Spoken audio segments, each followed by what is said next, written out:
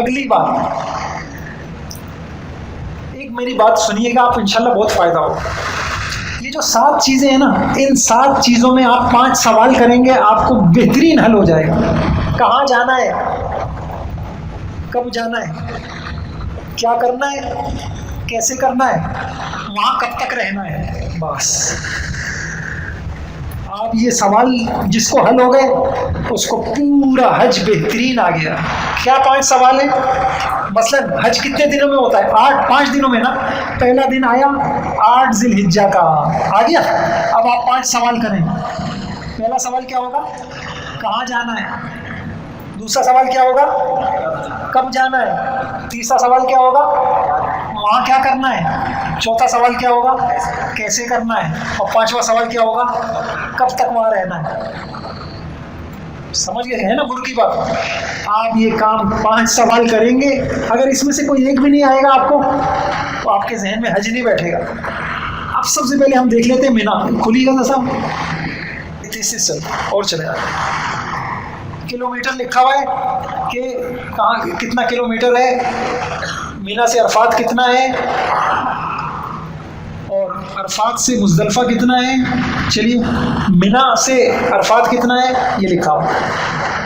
مینا کے خیمے، شرعی حدود، وہاں مختلف بورڈ اور ان کی وضاحتیں. آگے چلیے اور چلیے آگے. ٹھیک ہے، نیا مینا اور پرانا مینا. چلیے آگے آگے چلیں، آگے چلیں اور چلیں. مینا 2 پہاڑوں کے درمیان ہے. یہ مسجد الخیف وہاں پر ہے. آگے چلیے.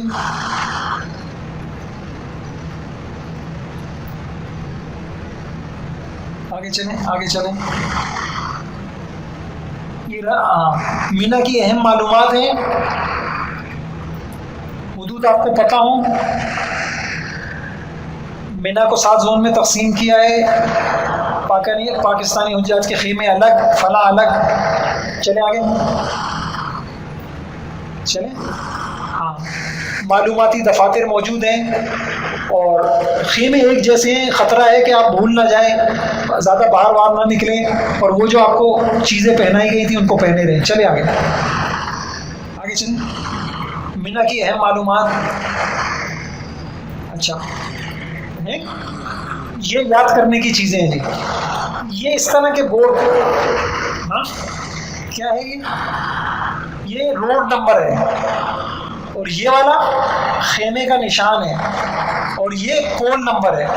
آپ سب ایک جیسے خیمے ہوں گے. آپ کو بس یہ یاد ہو، یہ پتہ ہو. پڑھنے کا طریقہ 11/610، یعنی روڈ نمبر 10، 6 کا 11 نمبر کھمبا.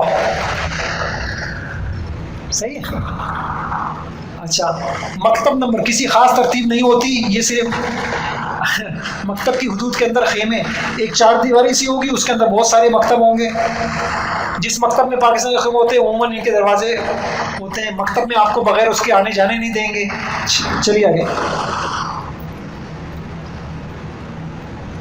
حجاج کے خیمے فائر پروف ہوتے ہیں، اس کے باوجود آگ، ان چیزوں سے بچنا ہے.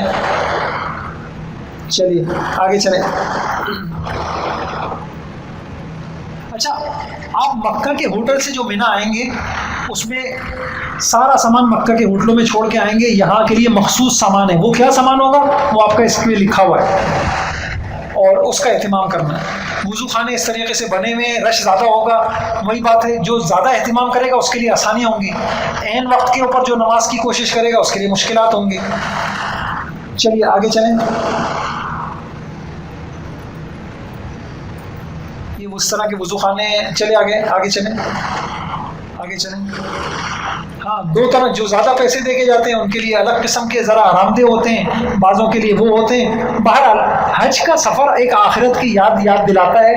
آپ کو مکہ کے ہوٹلوں سے اٹھایا اور مینا کے خیموں میں ڈال دیا.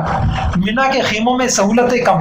پھر مینا کے خیموں سے اٹھایا، آپ کو عرفات کے میدانوں میں ڈال دیا، وہاں اور کم. پھر عرفات کے میدان سے اٹھایا، آپ کو مزدلفہ کی سڑکوں پہ لٹا دیا. آگے آئے گا وہاں اور کم. تو 2 کپڑے ہیں، یہ انسان کا سفر ہے جی۔ ایک کام اور بھی بتاتے ہیں، یہ میں آپ کو چونکہ بالکل 2 سال کے بعد ایک عام روٹین کا ایک نیا حج ہو رہا ہے، اب وہاں کیا کچھ ہے۔ پچھلے سالوں میں یہ بتاتے تھے گروپ لیڈر بعض حضرات، یہ جو حج سے پہلے کے ایام میں تھوڑا سا جا کے دکھلا کے بھی لے آتے تھے، دیکھ لیں بھائی کہاں منا ہے، کیا ہے، کن راستوں سے ہمیں جانا ہے، وہ بھی دکھلا کے لے آتے تھے۔ اگر ایسی کوئی سہولت ہو تو یہ بھی کر لیں اور یہ چیزیں پڑھ لیں۔ یہ ایک مینا کا تھوڑا سا نقشہ آپ کے ذہن میں بیٹھ گیا، آگے چلیں۔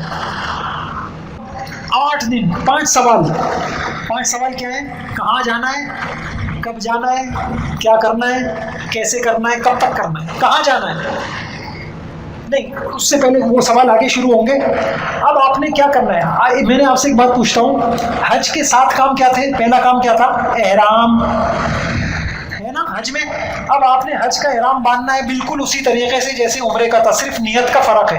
یہاں آپ نے جب غسل کیا، وہاں بھی آپ کو موقع ہوگا غسل کریں گے، ہدایات دیتے ہیں پانی کم پڑ جاتا ہے، آپ جلدی کر لیں گے، آپ کو آسانی ہو جائے گی، اور بوڑھوں کو موقع دیں۔ اچھا غسل اسی طریقے سے ہوگا، اس کے بعد نفل آپ اسی طریقے سے پڑھیں گے، اور کیا کریں گے؟ نیت کریں گے۔ یہاں فرق آ گیا، نیت کیسے کریں گے؟ اے اللہ میں حج کی نیت کرتا ہوں، آسان فرما دیں، قبول فرما دیں، بس آپ کا احرام حج کا بند گیا۔ احرام کی تیاری مقررہ وقت سے 2-3 گھنٹے پہلے تیاری کر لیں اور یہ کام کر لیں۔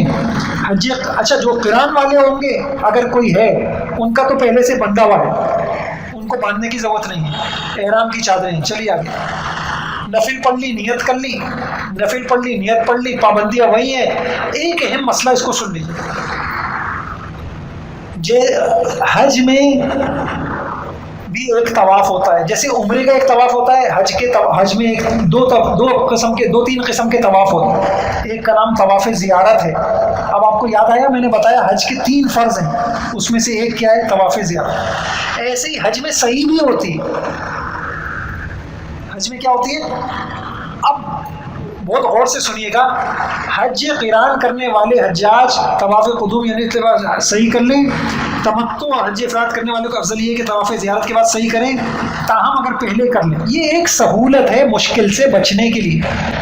سنیے کیا سہولت ہے۔ حج سے پہلے صحیح میں اتنا رش نہیں ہوگا۔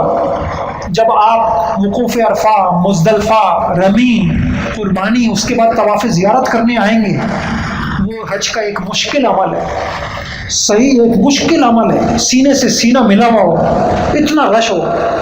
تو شریعت میں ایک گنجائش یہ ہے کہ اگر آپ وہ صحیح حج سے پہلے کرنا چاہیں رش سے بچنے کے لیے تو آپ کر سکتے ہیں، لیکن ایک بہت بڑی اہمیت، کب کر سکتے ہیں؟ جب آپ حج کا احرام باندھ لیں۔ ایسا نہ ہو آپ انہی کپڑوں کے اندر صحیح شروع کر دیں۔ کوئی صحیح بغیر احرام کے نہیں ہوتی، کوئی صحیح طواف کے بغیر نہیں ہوتی۔ لہٰذا آپ کو کیا کام کرنا پڑے گا؟